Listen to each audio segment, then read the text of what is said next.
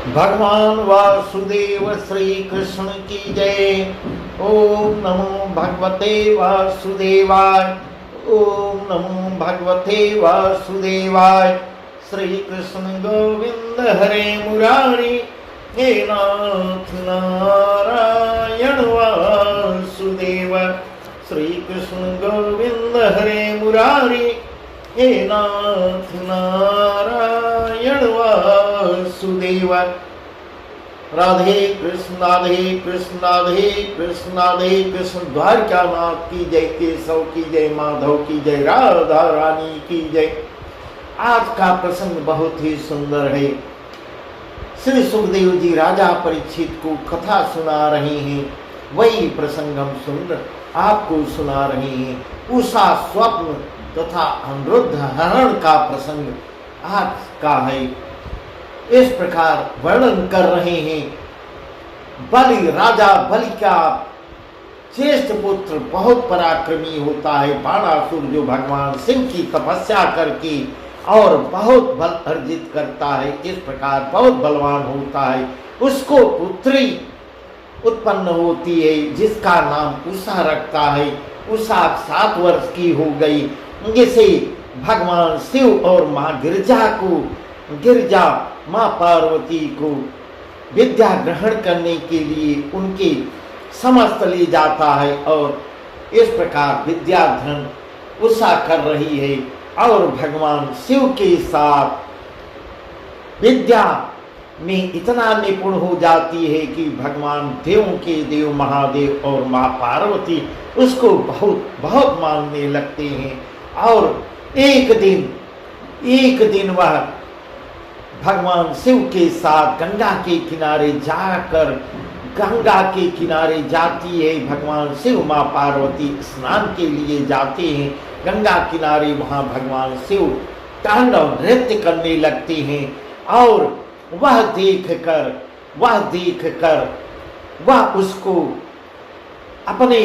उसको भी पति से मिलने की अभिलाषा मन ही मन करने लगती है। मेरे पति कब मिलेंगे, मैं अभी 7 वर्ष की है और इस प्रकार तो मैं भी माँ गौरी की भांति उसके साथ विहार करूंगी। वह नृत्य देखकर दोनों लोग नृत्य कर रहे हैं, वही देख के उसके मन में अभिलाषा उत्पन्न होती है, इच्छा होती है कि मैं भी, मेरे पति मुझसे कब मिलेंगे।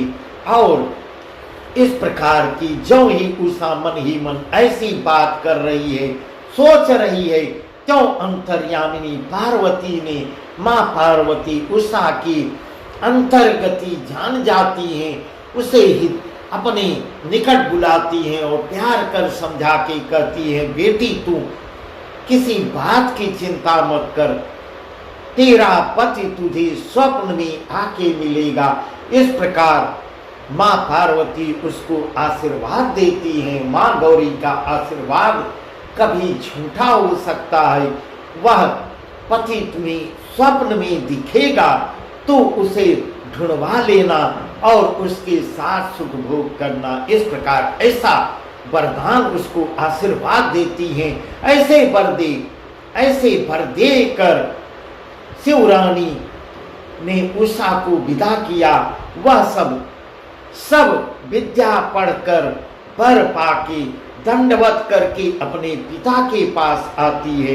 पिता ने एक मंदिर अति सुंदर निराला इसे रहने को लिए एक भवन, एक महल बनवा दिया और इसको रहने के लिए दिया।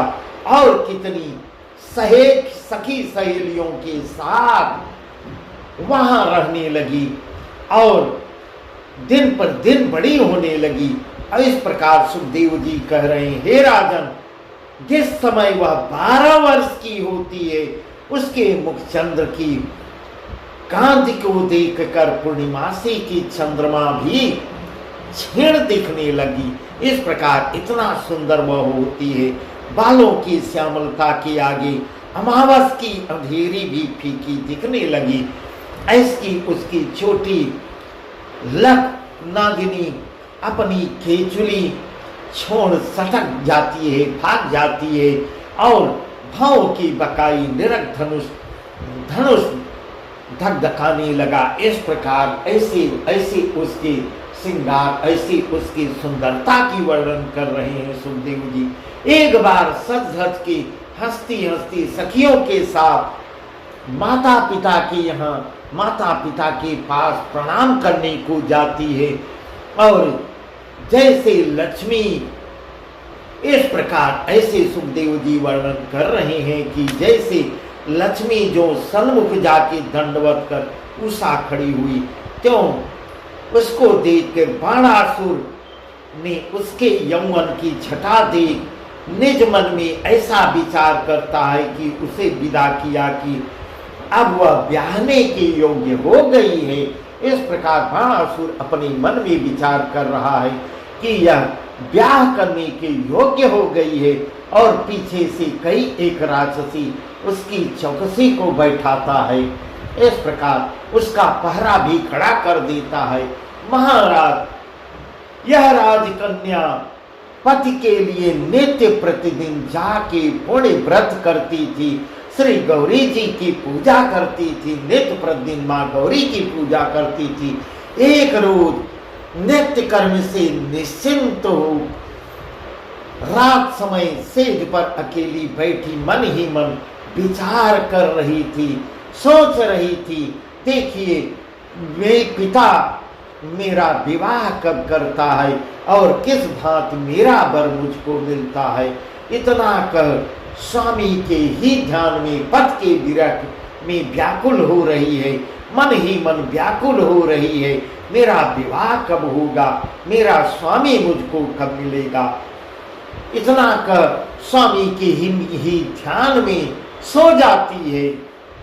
तो मां पार्वती के आशीर्वाद के अनुसार वह स्वप्न देखती है कि एक पुरुष किशोरावस्था, किशोर वेश, श्याम वर्ण, चंद्रमुख, कमल नयन, असुंदर, काम रूप, मोहन स्वरूप, पीतांबर पहने, सिर पर मुकुट धरे, त्रिभंगी छवि करे, रत्नों से जटित आभूषण, नकराकृत कुंडल, बनमाला पहने और पीत वसन पीतांबर ओढ़े हुए है। महा चंचल सन्मुख आके खड़ा होता है। यह स्वप्न देख रही है, स्वप्न में यह सब देख रही है, क्योंकि माँ पार्वती, माँ गौरी उसको आशीर्वाद दी थी और कि तुम्हारा पति स्वप्न में तुमको दर्शन देगा, उसको तुम ढूंढ लेना। इस प्रकार उनके अब स्वप्न में उसका पति उसको दिखता है। वह पति कौन है, इसका प्रसंग आगे आगे वर्णन किया गया है।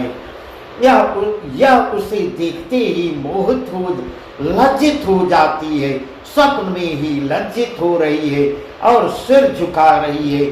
फिर उसने कुछ प्रेम सनी बातें कर स्नेह बढ़ाती है और निकट जाके हाथ पकड़ लेती है, कंठ में गले से लगा लेती है। इसके मन का भ्रम और संकोच सब दूर हो जाता है।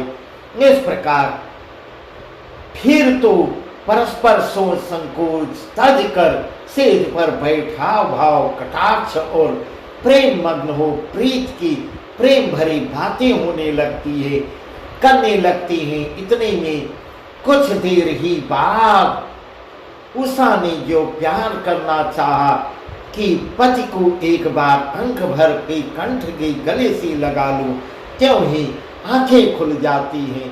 स्वप्न उसका अधूरा ही रह जाता है और आंख खुल जाती है। इस प्रकार स्वप्न तो स्वप्न ही होता है। जागी परी सोचत खरी, जागी परी सोचत खरी, भयो परम दुख थाय। जागी परी सोचत खरी, भयो परम दुख थाय। कहाँ गयो वह प्राणपति, देखत जाऊं दिसिताय।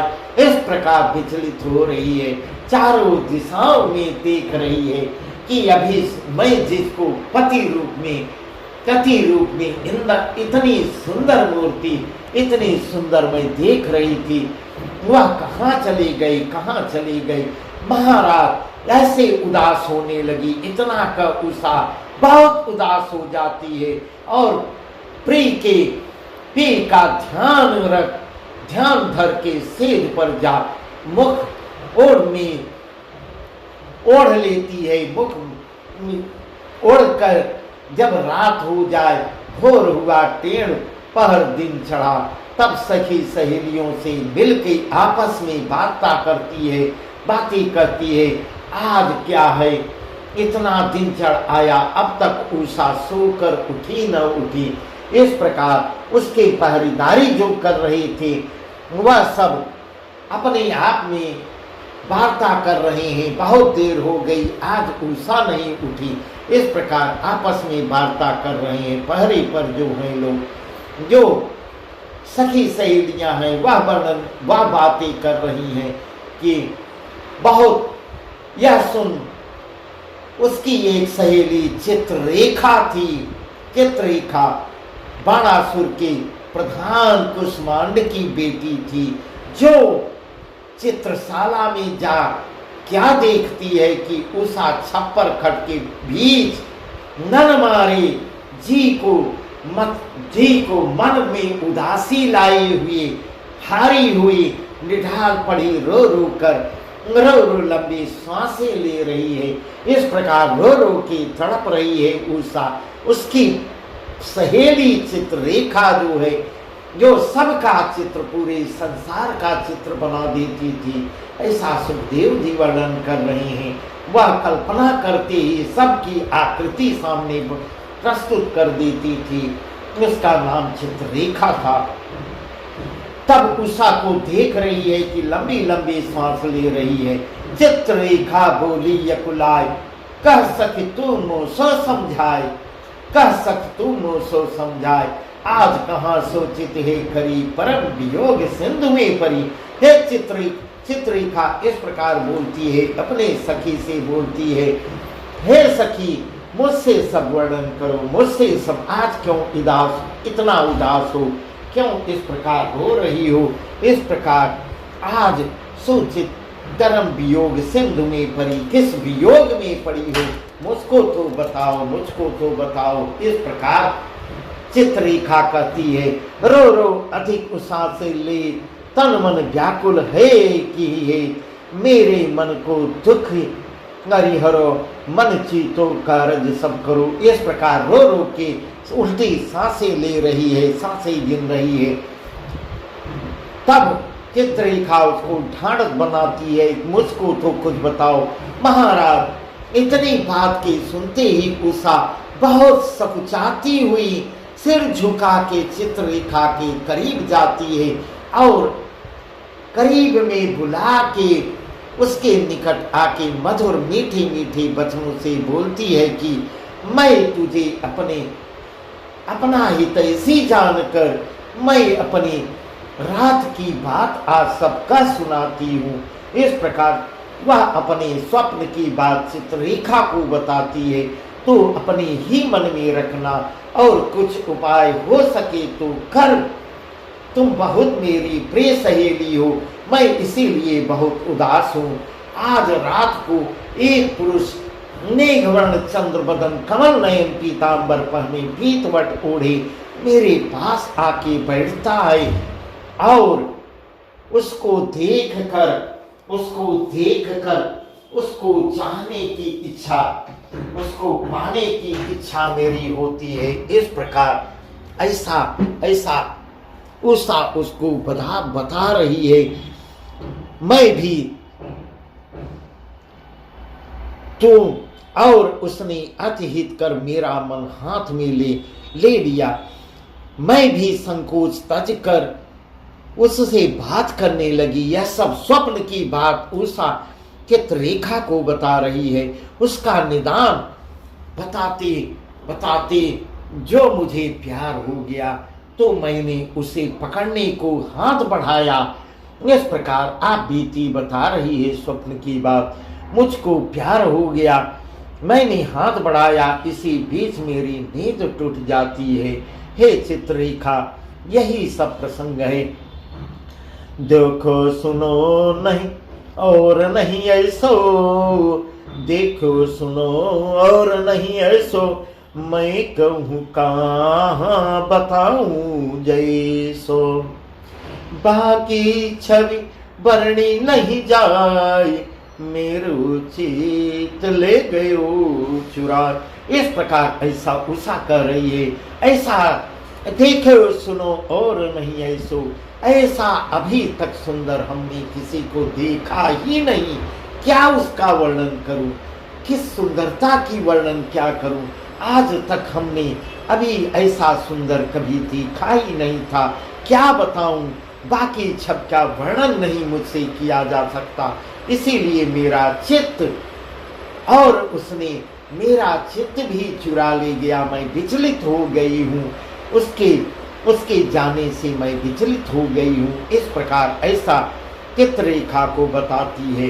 जब मैं कैलाश में महादेव जी के पास विद्या पढ़ती थी, तब माँ पार्वती ने मुझसे कहा था, माँ पार्वती ने मुझको वरदान दिया था और आशीर्वाद दिया था कि तेरा पति तुझे स्वप्न में मिलेगा, आके मिलेगा, उसे ढूंढवा लेना। अब मैं उसको कहाँ ढूंढने जाऊं। सो वर आज रात मुझे स्वप्न में मिला तो जरूर, मैं उसे कहाँ पाऊं और अपने विरह की पीड़ा मैं किसको सुनाऊं। कहाँ जाऊं, उसे किस भाग से ढूंढवाऊं, उसका नाम जानूं न गांव जानूं। तब चित्ररेखा क्या कहती है, इस प्रकार अपने स्वप्न की बात जब सुनाती है, तब चित्ररेखा कहती है, सखी तू किसी बात की चित्त में चिंता मत करना। मैं तेरे कंठ को जहां होगा वहां से मैं ढूंढ लाऊंगी। मैं तुम्हारी सहेली हूं और ढूंढ के ला दूंगी।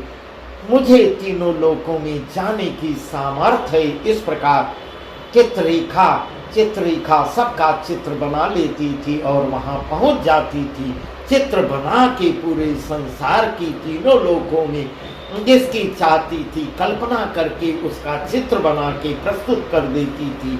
जहां होगा तहां जाके ले आऊंगी, ऐसे वचन, ऐसे ढाढ़स उषा को बना रही है। तो मुझे उसका नाम बता और जाने की आज्ञा दे। उषा बोली, वीर कहावत है कि मरी और सांस न आई। इस प्रकार ऐसी बात कर रही है, मरी और सांस भी न आई। जो मैं उसका नाम गाम जानती होती तो दुख काहे का था। ढूंढने के लिए मैं प्रयास करती, उसका नाम गाम मैं कुछ न जान पाई और कुछ न उपाय करती। यह बात सुन चित्ररेखा बोली, सखी तू इस बात का भी सोच न कर। मैं तुझे पूरे तीनों त्रिलोकों का चित्र बना के पुरुष लिख लिखाती हूँ। तो उनमें से अपने चित्चोर को देख बता देना। इस प्रकार वह पारंगत थी। वह तीनों त्रिलोकों का चित्र बना के उसका नामकरण भी कर सकती थी और बता भी देती थी। इस खानदान के हैं, पूरे वंशावली बना के प्रस्तुत कर देती थी। इस प्रकार चित्ररेखा कह रही है, ढाढ़क बना रही है कि मैं सबका चित्र बना के लिख के दिखाती हूँ। तुम अपने चित चोर को बता देना कि यही मेरा चित चोर है और मैं उसको ला के चाहे जैसे भी हो ले मिलाना मेरा काम है। इस प्रकार बहुत बड़ा ढाढ़स उसको बनाती है। तो हंसकर उषा कहती है, अच्छा महाराज। इस प्रकार यह वचन उषा के मुख से निकलते ही चित्ररेखा लिखने का सामान मंगवाती है और आसन पर बैठी और गणेश शारदा को मनाकर अपने गुरुजी का ध्यान कर लिखने लगती है। उसने तीनों लोक 14 भुवन 7 द्वीप 9 खंड पृथ्वी आकाश 7 समुद्र 8 लोक वैकुंठ सहित लिख दिखाए। पीछे सब देव दानव गंधर्व किन्नर यक्ष मुनि ऋषि मुनि लोकपाल सब देशों के राजाओं को लिख लिख कर, चित्र बना बना के, रेखा अंकित करके दिखाए, पर उषा ने अपना चाहता उसमें न पाया। इस प्रकार बहुत ही प्रयास उसने किया पूरे भूमंडल का।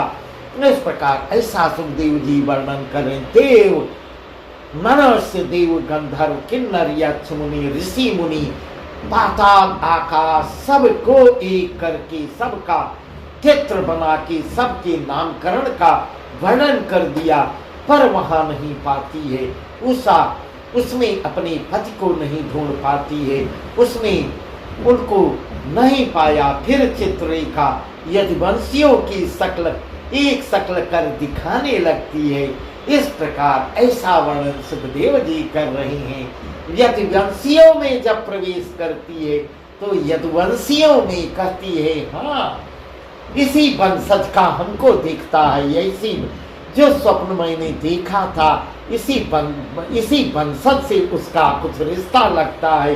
तब यदुवंशियों में जाती है और एक एक की शक्ल बनाने लगती है, और बनाते बनाते जब पहुंचती है अनिरुद्ध, जो प्रद्युम्न जी के लड़के श्री कृष्ण जी के नाती हैं, उनका चित्र देखते ही उषा बोलती है, यही मेरा चित चोर है। अब मन चोर सखी मैं, अब मन चोर सखी मैं पायो, रात यही मेरे ढिग आयो। अब मन चोर सखी मैं पायो, रात यही मेरे ढिग आयो। कर अब सखी तू कछु उपाय, या को ढूंढ कहूँ तेल। इस प्रकार ऐसा उषा वर्णन उषा कह रही है। अब मन मेरे मन को चुराने वाला चोर मैं पा गई हूँ, यही रात में आया था, मेरे मन को चुरा ले गया है, और माँ पार्वती के अनुसार, उनके वरदान के अनुसार यही मेरा पति होगा। और अब सखी तू कुछ भी उपाय करो, इसको चुरा के ले आओ, ढूंढ के ले आओ, कैसी भी उपाय करो। यह ऐसा उषा उससे अब विनती चित्ररेखा से विनती करती है। बस बहुत ही सुंदर, बहुत ही सुंदर, बहुत ही अच्छा प्रसंग है। बस आज का वर्णन यहीं तक, आगे की कथा बहुत ही सुंदर है, जिसको हम आपको कल बताएंगे। बस आज का प्रसंग यहीं तक। अब चित्ररेखा अनिरुद्ध जी को लाने की व्यवस्था करेगी, जो बहुत सुंदर प्रसंग है, बहुत सुंदर प्रसंग है, जो हम आपको कल बताएंगे।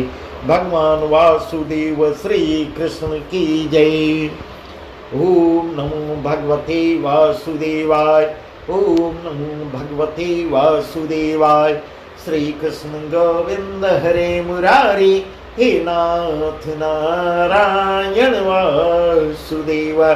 श्री कृष्ण गोविंद हरे मुरारी, हे नाथ नारायण वासुदेव। राधे कृष्ण, राधे कृष्ण, राधे कृष्ण, राधे कृष्ण।